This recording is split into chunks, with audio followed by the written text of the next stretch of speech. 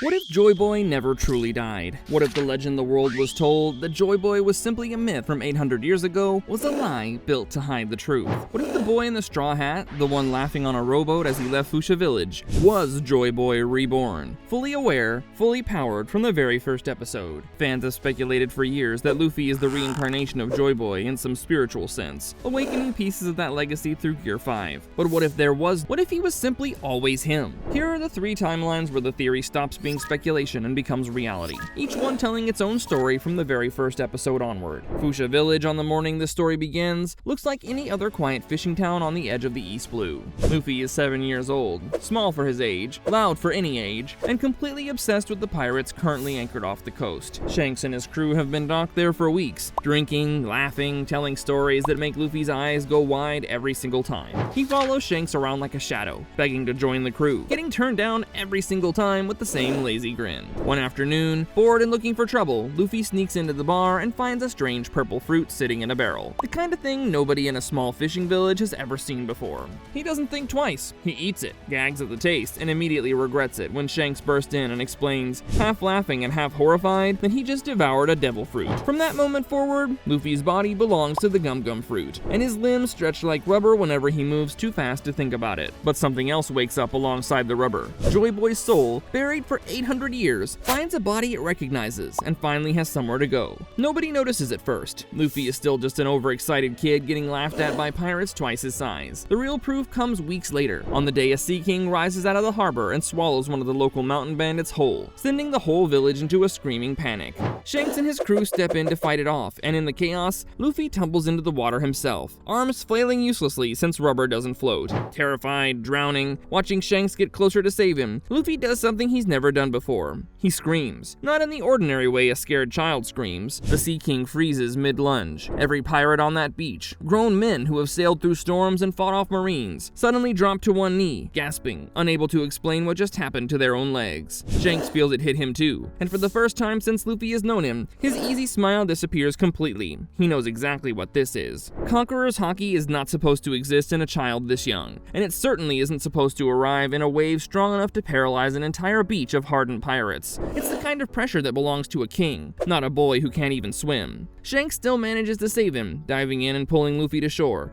and the Sea King still ends up costing him his left arm in the fight that follows, because Luffy's new power did nothing to change the danger of the moment itself, only the atmosphere around it. When Shanks finally leaves Fuchsia Village weeks later, missing an arm and setting his straw hat on Luffy's head, with the same promise about becoming a great pirate, there's something different behind his eyes. He's not just leaving a hat with a boy who admires him, he's leaving the world's most dangerous secret in the hands of a child who has no idea what he actually is. The years that follow carry Luffy through the same rough and tumble childhood, climbing trees, getting into brawls, dreaming out loud about the Grand Line to anyone who will listen. He sets out to sea at 17 with the same reckless joy that would define him no matter which version of this story got told. But his Conqueror's Haki behaves like nothing anyone in the East Blue has ever encountered. Most Haki users have to focus hard just to knock out weaker opponents. Luffy's aura leaks out of him constantly, tied directly to his emotions, which for a boy that excitable means it is almost never fully asleep. Entire gangs of small-time pirates collapse the moment he raises his voice, long before he throws a single punch. By the time he reaches the Grand Line, whispers already trail behind him about a straw hat wearing boy who can flatten a crew with nothing but a shout. Zoro, Nami, and the rest of his crew fall in step with him for the same reasons crews always have: loyalty, ambition, and a strange gravitational pull toward his ridiculous optimism. But there's a new layer sitting underneath all of it now, something each of them can feel without ever quite naming it out loud. Proof of it arrives early during a quiet night at Whiskey Peak, when Luffy wanders half asleep into a trap set by dozens of bounty hunters hiding in the shadows. Annoyed at being woken up more than afraid, he simply glares at the crowd surrounding him, and every single one of them drops to the ground at once. Nami has to drag her captain back to bed while he grumbles about wanting more meat, completely unaware of what he just did. It becomes a running joke on the ship, except everyone watching from outside the crew finds it anything but funny. By Alabasta, even Crocodile notices it, a flicker of unease crossing a face that rarely shows anything at all. Word travels through the underworld faster than any bounty poster ever could. good. Whitebeard hears the rumors and laughs, telling his crew the sea has finally sent them someone worth watching. Somewhere far away, Shanks hears it too, and quietly starts preparing for the day the world government finally connects the dots he's known were there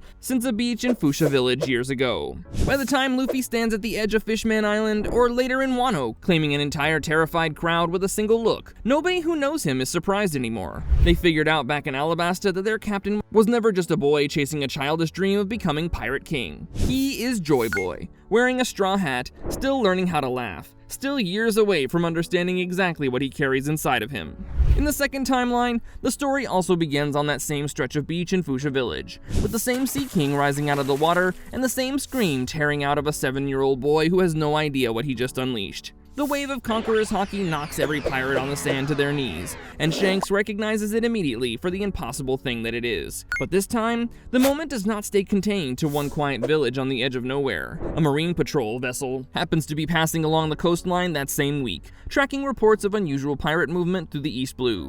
One officer aboard, a grizzled veteran who served during the era of Roger and Whitebeard, feels the pressure roll across the water from miles away and instantly knows what it means. He's felt the exact same sensation only once before in his life, standing near men whose names are spoken in whispers. He files a report that night, and within days it reaches Marine headquarters. The reports climb higher still, all the way to the 5 elders themselves. The Gorosei have spent 800 years making sure the name Joyboy stays buried in myth and nowhere else. A child radiating Conqueror's Haki strong enough to be felt from a passing ship is not something they can write off as coincidence. Quietly, without any official record, they authorize a small operation, not an invasion of the village, but something colder and far more surgical. Cypher Pole agents are dispatched to watch the boy from the shadows, and if the threat proves real, to remove him before he ever sets foot on a ship of his own. Monkey D. Garp learns about the operation through channels inside the Marines that almost nobody else has access to, and from that point forward, he becomes something more than a grandfather training a wild grandson in the mountains. He becomes a shield, quietly burying files, rerouting suspicious agents, and making sure the boy training under Dadan's roof never realizes how many people are already watching him. Luffy himself grows up almost entirely in the dark about any of it, chasing adventure, getting into fistfights, dreaming about the sea exactly the way he always has. But the tension circling him thickens with every passing year. By the time he's 14, a Cypher Pole agent finally gets close enough in the mountains to confirm what the higher-ups suspected all along. Watching from a tree line as Luffy accidentally levels a group of bandits during a sparring match. An unconscious burst of haki rolls off him without warning. The report goes out that night. The order that comes back is short and cold: contain or eliminate. What follows becomes the sharpest turn this timeline takes. A small strike team moves on the mountains, timed for a moment when Luffy is alone. Garp intercepts them personally, and the fight that follows nearly costs him his rank when he refuses a direct order to stand aside. He wins, but only barely, and the entire incident gets buried as some unofficial skirmish with local bandits. It's a wake-up call all the same. Garp understands he can't keep protecting Luffy from the shadows forever, and he pushes the boy out to sea earlier than he planned, reasoning that the wide, chaotic ocean is safer than sitting still as a known target. When Luffy finally sails out of Fuchsia Village, there's already a quiet, invisible mark on him that he knows nothing about. Every arc that follows carries an undercurrent of danger the ordinary version of this journey never had. By the time he reaches Alabasta, the government's interest in him has stopped being a rumor and become a confirmed fear. Every crowd he wins over, every tyrant he humiliates, feeds directly into a growing panic among the 5 elders that the myth they buried centuries ago is awake, laughing, and wearing a straw hat. Word of him eventually reaches his older brother Ace, who by then has set out on his own path as a commander of the Spade Pirates. Ace hears fragments of the truth through Marine contacts he's bribed or beaten information out of over the years, and he chooses to watch from a distance rather than confront Luffy directly, ready to step in the moment the government decides talking has run its course. Somewhere else entirely, Sabo is alive within the Revolutionary Army, and unaware his brothers believe him dead, and comes across the same fragments of intelligence, a confirmation that the legend his organization has quietly built its entire ideology around might be alive and well, asking strangers for meat somewhere out on the Grand Line.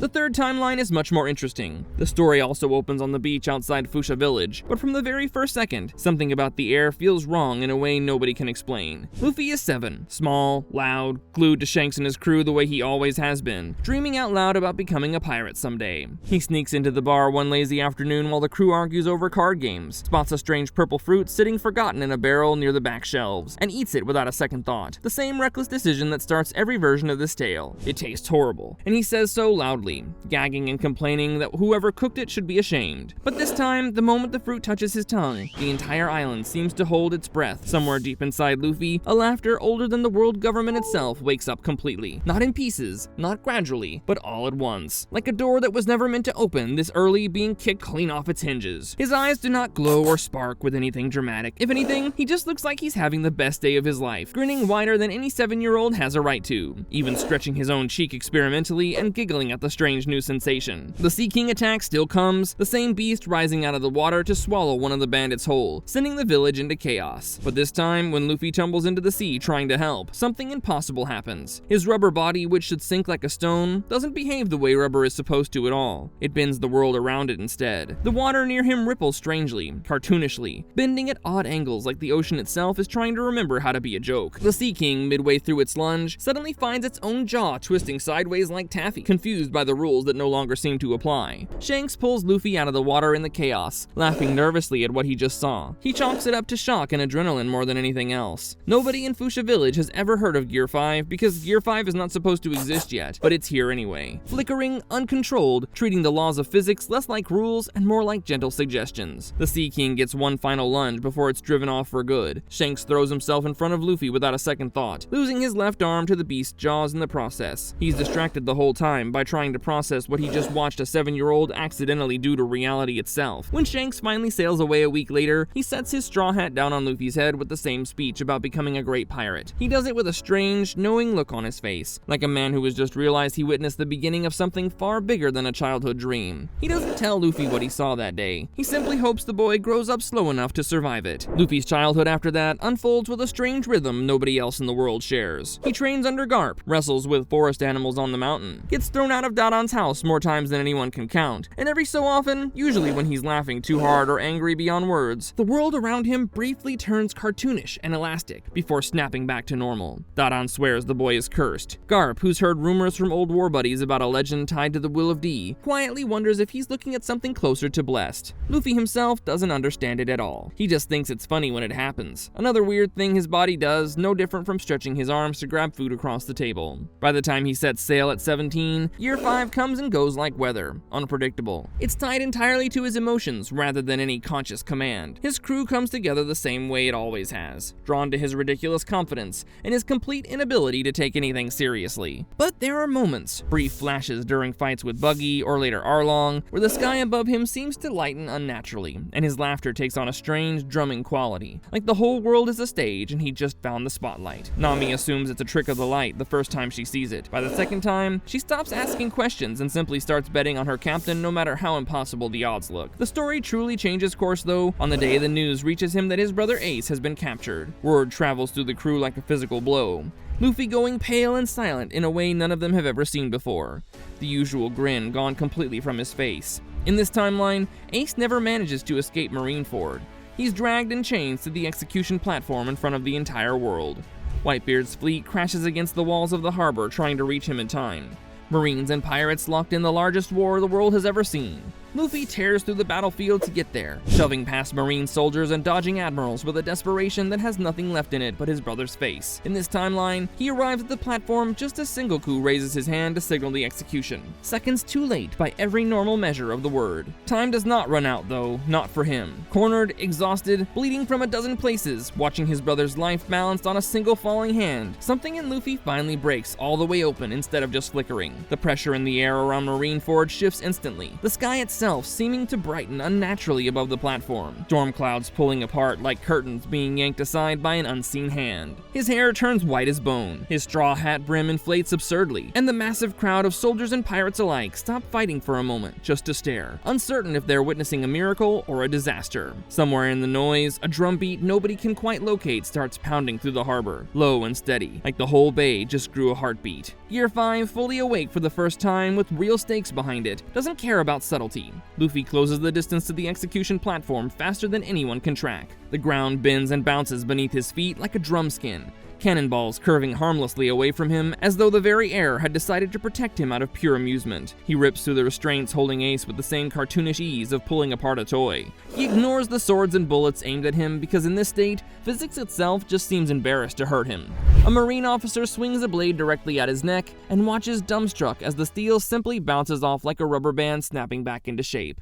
Sengoku's raised hand freezes midair, not from hesitation, but because the floor beneath him has literally turned to rubber, sending him tumbling backward with the rest of the platform as it warps and ripples like the surface of a drum. For one surreal moment, the entire war stops. Every soldier, every pirate, every division commander freezes to watch a boy in a straw hat carry his half-conscious brother off the execution platform like he weighs nothing at all, laughing the entire time with an energy that feels less like relief and more like a god remembering what joy actually feels like. Whitebeard, watching from his ship, breaks into open laughter himself, slamming his massive hand against the deck and telling anyone nearby he has waited his whole life to see something like this. He recognizes something ancient and familiar in the sky turning strange above the harbor, something he has only ever heard about in the oldest stories passed down among the first generation of pirates. Somewhere in the crowd of Marines, an old veteran mutters the name Joyboy under his breath, and this time, nobody around him tells him he's wrong. The war doesn't end cleanly. Akainu still moves, furious and unwilling to let the moment go. Lava Fist screams toward the pair of brothers with every intention of finishing what the execution failed to. But Luffy in this state moves faster than the magma, bending and dodging with an ease that makes the Admiral's attacks look sluggish and outdated. He laughs the entire time in a way that seems to unnerve Akainu more than any counterattack could. Marco and the rest of Whitebeard's commanders form a wall around the retreating brothers, buying just enough time for Luffy to carry Ace clear of the harbor entirely. Ace survives. That single fact rewrites everything that comes after it, because the boy who was supposed to die on the platform lives instead, carried out of Marineford on his little brother's back, while the entire world watches history refuse to happen the way it was supposed to. In the years that follow, the two of them sail together more often than not, Ace half amused and half terrified by what his little brother turned out to be, and the world government spends the rest of its existence trying to explain away a war it was never supposed to lose. 3 timelines, 3 completely different boys wearing the same straw hat, and yet all 3 stories share the exact same heartbeat underneath the chaos. Whether he's crushing entire crews with a single glare, dodging assassins sent by the most powerful government on the planet, or bending reality itself to pull his brother off an execution platform, Luffy never stops being Luffy. He never turns cold, never lets the power change who he actually is underneath it, never stops caring more about the people around him than the legend riding on his shoulders. That, more than any devil fruit or ancient soul, might be the real reason Joyboy chose him in the first place. Not because he was born strong enough to carry the weight of history, but because he was born kind enough to carry it without ever letting it crush the people who love him.